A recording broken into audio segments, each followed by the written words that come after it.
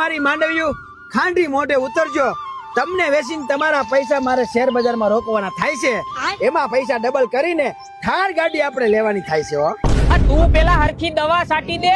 જો હીરું ભેરાઈ ગઈ ને તો મોહન થાર નાય નહીં થાય.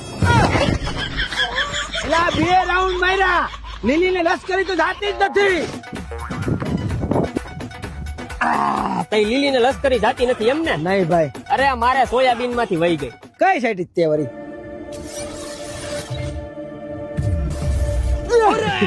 આવી ગઈ. આલે બાયોડોક્સા સ્ટર્લિંગ નું બાયોડોક્સા કે સ્ટર્લિંગ નું? આનથી લીલી લશ્કરી થઈ જાય. અરે ભાઈ લીલી ઈયળ લશ્કરી ઈયળ કાબરી ઈયળ સાઈટ ને એટલે બઠ્ઠી. હા આ માંડવી નું સોયાબીન નું તે કરી દીધું, પણ આ કપામાં ગુલાબી ઈયળ આવી જાય એનું હું કરી દીધું. અરે ભાઈ આ બાયોડોક્સા હે ભાઈ. કપાહના ઝીંડવામાં ગુલાબી ઈયળું આવી જતી હોય, ઝીંડવા ખાઈ જતી હોય ને તો ઈ ઈયળું ને બઠ્ઠી કરી નાખે. હો ભાઈ. તો જય જવાન જય કિસાન ખેડૂત મિત્રો.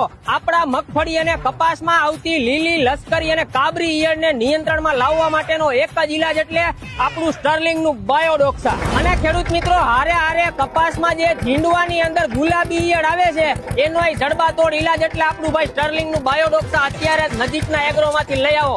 જય જવાન જય કિસાન.